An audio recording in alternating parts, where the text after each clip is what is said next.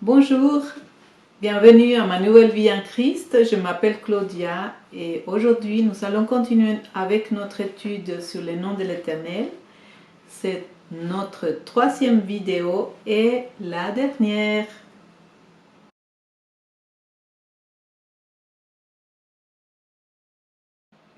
Alors, pour le nom que nous allons étudier maintenant, c'est le nom de Jéhovah Shalom. Jéhovah Shalom veut dire paix complète, mais c'est plus que ça. Je vous lirai à la fin la définition de ce mot en hébreu. Mais pour l'instant, nous allons regarder que l'histoire de ce nom est liée à Gédéon, parce qu'en fait, je pense que presque tout le monde connaît l'histoire de Gédéon. Gédéon était de la famille de Manassé. Il se sentait très petit et à cette époque-là de Gédéon, Israël était opprimé par Madian. Et ça faisait longtemps en fait parce que l'Éternel les avait livrés dans les mains de Madian à cause de leur rébellion, à cause de leur désobéissance. Et donc, l'ange de l'Éternel se présente à Gédéon et Gédéon, en voyant que c'était vraiment l'ange de l'Éternel, a appelé, a fait un autel et il l'a appelé Jéhovah Shalom parce qu'il n'est pas mort, non. En fait, dans l'histoire, l'ange vient pour lui annoncer que l'Éternel l'a choisi lui pour délivrer Israël des mains des Madians. Donc, au verset 22, l'histoire se trouve dans Juge 6, chapitre 6, mais je vais vous lire le verset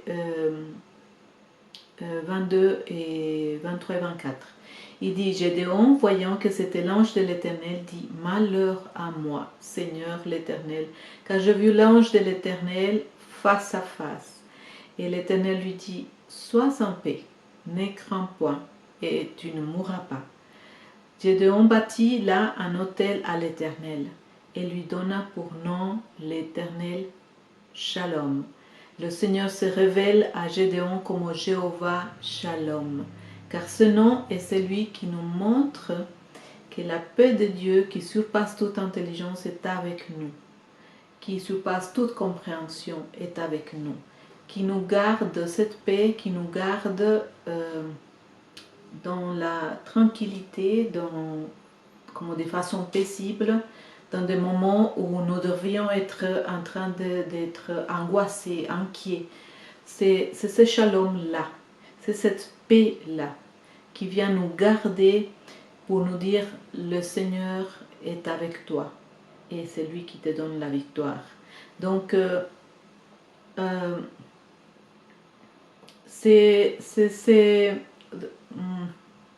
nous, dans la vie pratique, nous avons des moments, par exemple, où il y a une grande inquiétude, une grande angoisse parce qu'il y a une situation que c'est comme pour nous, comme de vie et de mort. Et on clame au Seigneur pour la réponse ou pour son intervention. Et tout d'un coup, il y a une paix qui vient sur nous, en l'intérieur de nous, qui nous tient. Et toute cette angoisse, toute cette inquiétude, la préoccupation, tout ce qui commençait à martiller dans la pensée, se dissipe. Et nous sommes dans cette paix, que c'est ce shalom de Dieu, alors que les circonstances n'ont pas encore changé, mais que précisément ce shalom de Dieu, cette paix de Dieu en nous, nous assure qu'il nous a entendus, mais non seulement ça, et que la situation est déjà sous son autorité et qu'il va la faire tourner à bien pour nous. C'est ça ce mot shalom, ce mot paix, non? Jésus-Christ, quand il s'est présenté aux disciples, il leur a dit ça, je vous laisse la paix, donc le shalom, je vous donne mon shalom, je ne vous donne pas comme le monde donne, que votre cœur ne se trouble point. C'est précisément l'intention de Dieu par rapport à nous donner sa paix, que notre cœur ne soit pas troublé et ne s'alarme point. Donc le shalom est aussi cette paix qui nous a été donnée par notre Seigneur Jésus-Christ entre Dieu et nous. Cette paix ne nous est pas enlevée, c'est-à-dire la réconciliation avec notre Père Céleste. Quelque chose qui, cette paix n'est plus perturbée par quoi que ce soit. Il n'y a plus de condamnation pour nous et donc il n'y a rien qui nous sépare de notre Père et la paix entre lui et nous est constante. Constante. C'est clair qu'il y a des moments où nous, si nous faisons quelque chose qui n'est pas aligné avec sa volonté ou que nous faisons des choses qui lui sont désagréables, à ces moments-là, c'est nous qui nous sentons séparés de lui et qui perdons la paix. Non, perdons la paix. Mais précisément, on perd cette paix parce qu'on est en train de faire quelque chose qui n'est pas juste. Et ça nous permet de nous réajuster, de rééquilibrer, n'est-ce pas? Alors voilà. Donc maintenant, la définition de shalom est complet. C'est un état de sécurité, un état de bien-être, un état de prospérité, de paix, de sûreté, solidité, de quiétude, de tranquillité, contentement. C'est une paix qui se donne aussi au niveau des relations humaines et bien sûr avec Dieu spécialement. Et c'est aussi par rapport à la guerre. C'est une paix maintenant, non, maintenant que nous sommes en Christ, nous ne sommes plus en guerre contre les hommes du tout. Il n'y a plus rien qu'on a à faire pour combattre les hommes. La parole nous dit dans Éphésiens 6 que notre lutte n'est pas contre la chair et le sang, mais contre des principautés, dominations et des esprits impurs dans les lieux célestes. Donc, c'est quelque chose qu'on doit garder à l'esprit. Que quand nous parlons d'ennemis, on ne parlons pas d'ennemis de chair et os, on parle d'esprits, des principautés, de dominations. Et que c'est contre ces choses spirituelles des ténèbres qu'on se bat. Mais savoir que en toutes circonstances, le Seigneur nous donne la victoire. Voilà, maintenant, le nom suivant, c'est Elion. Bon, je ne sais même pas si je le prononce bien. C'est un nom en hébreu. Et l'histoire de ce nom se trouve dans la Genèse 14-20. Donc, dans cette histoire, en fait, vous savez, je ne sais pas si vous avez déjà lu que quand Abraham avait quitté son pays, il était parti avec son neveu. Son neveu s'appelait Lot. Et à un moment donné, Lot, il avait grandi, sa famille avait grandi, il avait aussi beaucoup de troupeaux, des choses, et puis de même Abraham. Donc, ils ont dû se séparer. Et Lot est allé d'un côté et Abraham d'un autre côté, au niveau des terres, non? Et ensuite, Lot, il est allé à Sodome et Gomorrhe. Mais à un moment donné, il y a eu une guerre avec le roi de Sodome et Gomorrhe et trois autres pays. Et puis il y avait 5 rois qui sont venus contre eux. Et c'était une guerre entre 5 rois et 4 rois. Donc parmi les 4 rois, il y avait le roi de Sodome et le roi de Gomorrhe, non? Et ensuite, ils ont perdu cette guerre.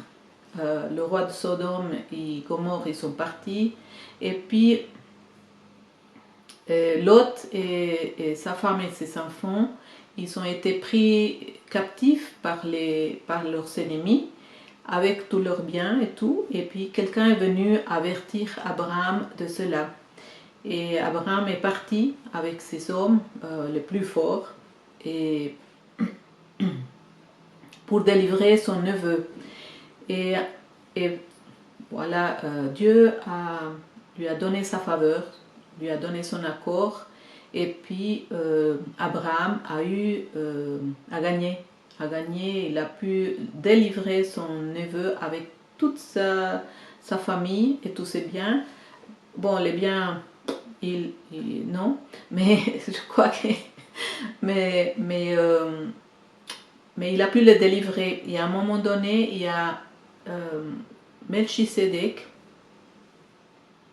le roi de Salem, qui est venu à son encontre et il lui a dit ceci. Alors, il lui dit... il est où? Excusez-moi.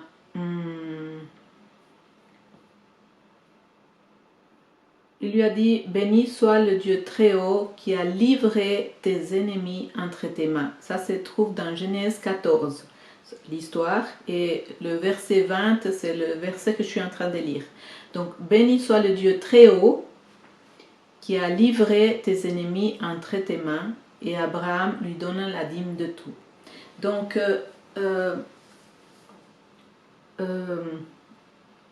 comme il l'a présenté, le Dieu très haut, non? Et c'est le nom de Elion en hébreu. Ça veut dire Elion. Et ce nom veut dire que c'est le Dieu suprême, c'est le Dieu souverain, le Dieu majestueux, c'est le Dieu qui est dont l'autorité est par-dessus tout, principauté, domination sur toutes les nations, etc. Et c'est aussi le nom qui veut dire aussi qu'il est le Dieu qui est au-dessus de tout autre Dieu. Il n'y a que lui. Donc c'est ça le nom de Elion. Et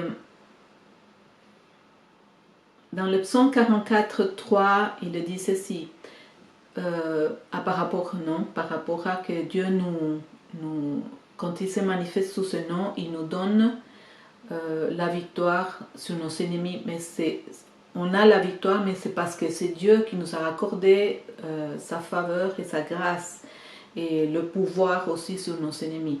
Donc, il dit ceci, car ce n'est point par leur épée qui se sont emparés du pays, ce n'est point leur bras qui les a sauvés, mais c'est ta droite, c'est ton bras, c'est la lumière de ta face parce que tu les aimais. Donc, je crois que là est décrit tout ce que concerne ce nom et par lequel Dieu est avec nous et il nous donne vraiment de gagner et d'avoir la victoire sur nos ennemis. Maintenant, nous allons voir Emmanuel, qui veut dire Dieu avec nous. Ce nom a été mentionné à la Vierge Marie. Donc, dans l'évangile de Matthieu, d'abord c'est Ésaïe qui avait mentionné ceci, non? Et dans l'évangile de Matthieu, il mentionne exactement les paroles d'Ésaïe à ce sujet. C'est Matthieu chapitre 1, verset 23.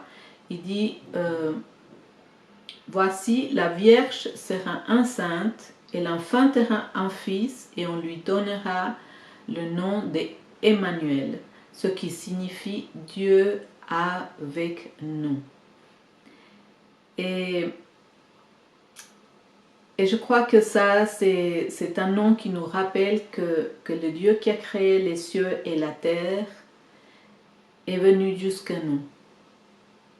et que maintenant, étant donné qu'il a fait de nous sa maison, que nous sommes son temple, il est avec nous, c'est Dieu Emmanuel est avec nous 24 heures sur 24. Alors, rien ne pourra plus nous séparer de lui, rien du tout, absolument rien. C'est quelque chose qu'on doit se le répéter parce que, étant donné que dans le monde, on nous avait enseigné le mérite, n'est-ce pas? Parfois, on a tendance à vouloir gagner l'amour de Dieu ou à vouloir faire des choses pour que Dieu puisse nous aimer. Mais nous n'avons pas besoin de ça parce que c'est lui qui nous a aimés en premier. Et nous, on l'aime en réaction à son amour, en fait, quand il nous a été révélé. Parce que je pense qu'il y a besoin que l'amour de Dieu nous soit révélé. Si tu n'as pas encore eu la révélation de l'amour de Dieu, je te motive à lui demander de te révéler son amour. Alors, dans Romains 8, 31, il est dit ceci. Que dirons-nous donc à l'égard de ces choses? Si Dieu est pour nous, qui sera contre nous?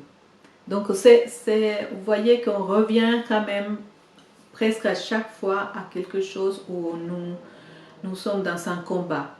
Parce que nous le sommes réellement. C'est le combat entre le bien et le mal. C'est les lumières et les ténèbres, etc. Donc, la vie et la mort. Donc, dans le prophète Ésaïe aussi avait dit ceci. Ésaïe 8, verset 10. Formez des projets et ils seront anéantis. Donnez des ordres et ils seront sans effet, car Dieu est avec nous.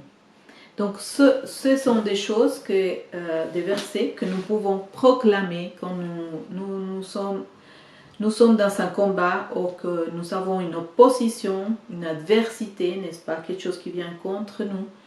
Nous pouvons proclamer ceci à haute voix et ça va nous réconforter. Et ça va nous rappeler aussi que Dieu, Emmanuel, est là avec nous.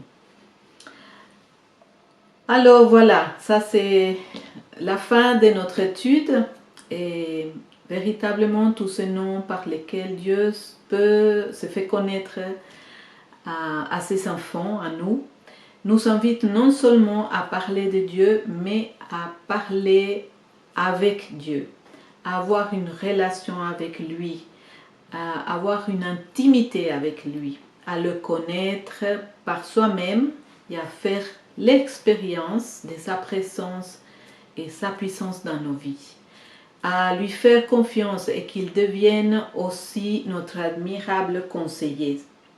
C'est important. Et lui permettre d'intervenir dans toute situation adverse pour nous en délivrer et pourvoir à tous nos besoins. Voilà. Donc, je vous laisse un dernier verset. C'est Ésaïe 12, verset 2, qui dit « Voici Dieu est ma délivrance. Je serai plein de confiance et je ne craindrai rien, car l'Éternel est ma force et le sujet de mes louanges. C'est lui qui m'a sauvé. » Voilà.